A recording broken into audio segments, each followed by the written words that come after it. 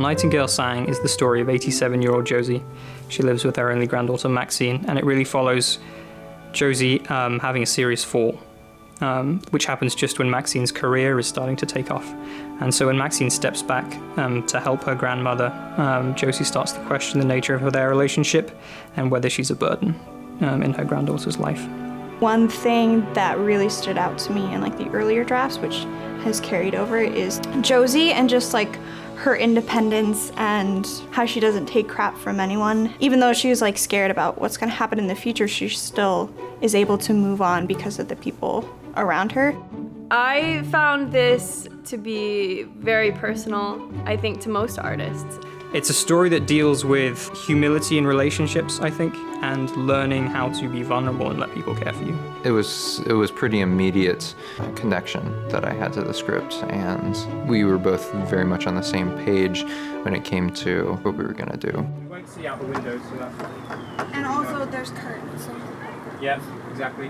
When you're making a film, it's imperative that you're making it with people you trust creatively. That was almost a really fun part of this process, kind of assembling a team. The core team definitely of this film was Claire, Michael, and myself, because we've worked on a lot of stuff together, and we've kind of established a rapport and a way of working together.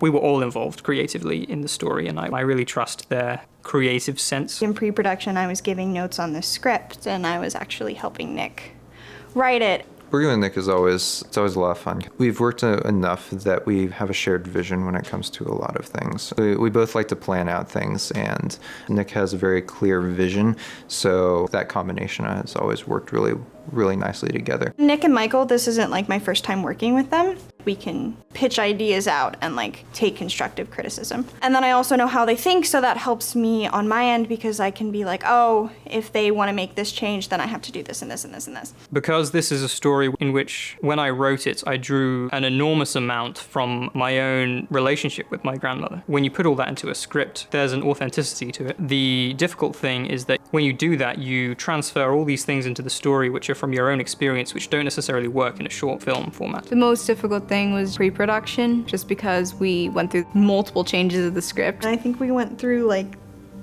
13 different drafts. I couldn't really start planning and Couldn't really nail down, we're gonna be in this location on this days, because we might change that, the script might change. We went through rewrite after rewrite trying to find the right way to tell the story.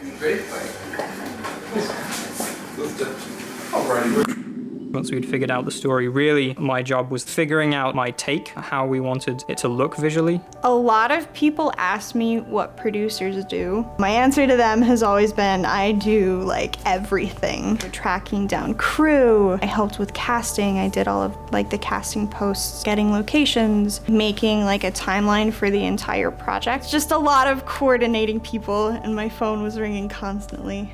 Action.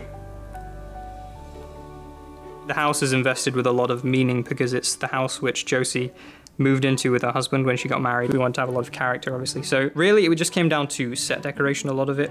Nicholas Willey gave me a lot of freedom. He basically said, I don't want to dictate what you're gonna do. I want your take on the story. So the first location was her bedroom. I had just lots of notebooks and papers and things that were just from my house that I put around, pencils, things like that. And then I took an old dictionary and I ripped all the pages out and I put those up on the walls. We kind of had two approaches for the visuals. One was supposed to show her perspective on the world as she sees it in the present day, and the other one was supposed to show how she saw the world back in the 1940s, 50s, when she was younger, and sort of contrasting those two changes in perspective. In the present day, we kept things sort of removed and wider. We wanted to kind of isolate her in the frame a lot more, and the color palette was kind of colder. The downstairs of the house, all of the flashback stuff was a lot of fun. In the flashback sequences, we definitely tried to move in to sort of the dreamlike state that she's experiencing. When we move into the flashbacks, again, especially in the dance hall, we wanted everything to switch suddenly to be much warmer. Most of that time, I wanted to shoot it like as if I was shooting during golden hour. We were shooting that way for about, 4 or 5 hours, right? So everybody, once we turn all the lights off and it's like pitch black outside, everybody's like, what happened? We employed a lot more use of moving the camera, more close-ups instead of living in the wides as well. And so we could really kind of connect with her emotionally and feel her, how she felt in those days. I would just kind of go in, take out anything that didn't look of the period, and then put in all of the stuff that I had brought. There was still like modern light switches and modern like sink faucets. I would watch a lot of the shots to make sure that we couldn't see certain light switches and things. I'd be running around like putting things in front of other things just so we could see a little less. You know, we wanted to feel like it had a sense of history and it was lived in, and you know, all these old photographs which date even as far back as the 1940s. When you're filming, you have to have like the quietest environment possible, which means you can't have fans, you can't have air conditioning, and especially at the house location, just because for the amount of people that we had on set, we had about 20 people, it was not that big of a space, so it got really hot. And like the downstairs had like an air conditioner unit that we would turn on in between takes, but like upstairs did not, and everyone was crammed like basically in this hallway, like 20 people, and it was really, really hot up there, and like every night we just had to keep running water up and down. I remember there were times when like I was like passing out, like after a take, I just like was shooting in the bedroom at one point, so I'd like hit the record button, just collapse until we were ready for the next take, because it was like, I don't know, it was like 90, 100 degrees in there. There's a sequence in the film where Josie has a fall. We planned the cinematography in such a way that she wouldn't have to fall. We figured out a close-up that we could use that would get the point across without actually showing her fall, because Becky, our actress, we didn't want her to have to do that. But it transpired that everyone was down to do it, including Becky. So we brought a load of blankets and mattresses and pillows into the bathroom. We established like a really safe environment for this to happen, and then we actually we had Becky trip and fall backwards. I think it stands out to me as a positive memory because people kind of went above and beyond to kind of make the shot look as good as possible. The second weekend was the dance, so we had to have a whole bunch of extras. And extras are a pain to get normally. These extras had to be taught how to swing dance. Because the scene in the 1940s dance sequence is so crucial, we really wanted to nail that in every aspect of the production, but also the dancing, because we wanted to be swing, you know? So Anton Widener and Megan Geyer were our dance choreographers. Anton taught them how to dance, and it was a ton of fun. So we had wanted to shoot in a hall in a park. We couldn't get that hall, so we were kind of scrambling around to find something. Professor Scoggins was just like, have you checked VFW? They let us come in, and like they were super nice, and they actually gave us the hall for free. It gave us a chance just to get away from the compact shooting location of the house and just like spread out, do something completely different. And so that was, I think, in many ways, it was the really fun day, because it was so different, and it was definitely the most ambitious in terms of set decoration and making it look right. The dance hall, I just put up a lot of America, like everywhere, all over the place. Luckily it was close to the 4th of July, so all the stores had stuff for me anyway. And then it was just determining what they actually had in the 40s, what looked like the period. So using ribbons that were plastic, I couldn't do that rather than fabric, and put American flags everywhere, and also use that to cover up technology. So I had these little tiny flags that I put over like speakers in all of the corners, and then we had this giant one that covered a flat screen that was in the corner. Josie and her husband are dancing around in a circle, and as they dance around, the camera goes around them as well. So that was a case of where set dec and all of that was on point, because we went in a full 360 around them and we saw the whole room, all the lights, everything. You looked around and it was like, it feels like I'm in like a 1940s like officers club, and just going around seeing all the lights, all the drinks on the tables, all the guys with their uniforms on. Like I knew all of them, but like with their uniforms on, and like some of them got like haircuts and like shaved a certain way to fit the style, and it was so cool just walking into that room. And then being able to go with the camera, not having to worry about like seeing that one corner where everything's packed into it, because there was no corner like that. It was all set dec to match the scene.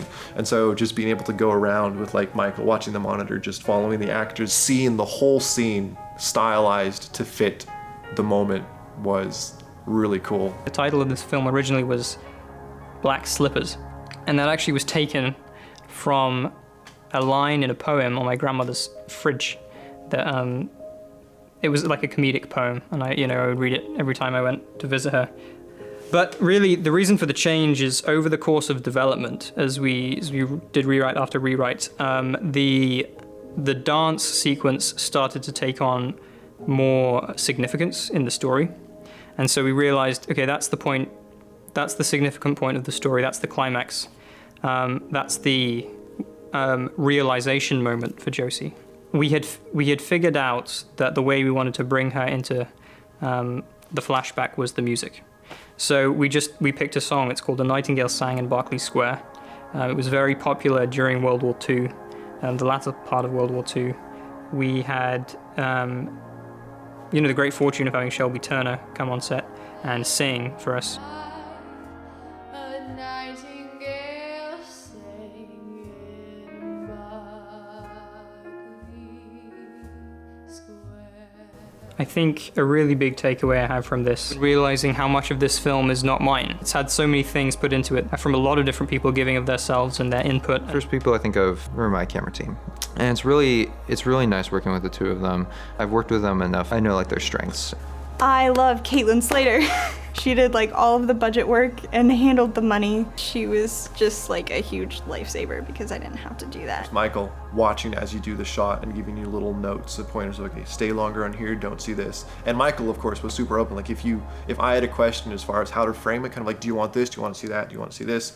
Michael knew what did he want, what he wanted to see, and what Nick wanted to see. Ben Roberts is the composer. He always comes at his composing from a narrative perspective. When I was chatting with him about the score at different points in development, he would help me make the story better because of the types of questions he was asking. So again, it's about people you trust. It takes a weight off your mind, and you can focus on the story instead of having to think of all these other things you need to do. What makes a film work and like what helps it get made is the fact that you all have each other's backs. It's not easy to be patient with people when your job is to make sure to keep things on time. If you get the setup right and everybody knows what they're supposed to be doing, the shot you'll get it like that. Being in a period piece, it's challenging, it's a lot more money, and you have to cover up everything, but I think it added a lot to the story. Producing is hard, but it's worth it when you see the cut of the film, because you get to see what people made with the time and the equipment and the people that you gave them.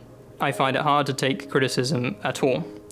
The most palatable way to take it is from people you trust and respect, and who you know well enough that they know how to give criticism to you, creative feedback. So I think, just learning that the relationships are everything in a film, and recognizing and valuing the talents and input of everyone.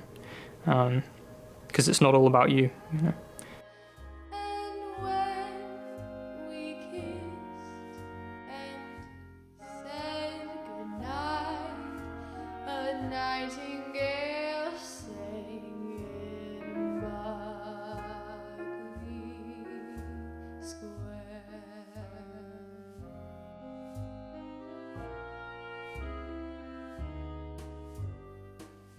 The dawn came stealing up on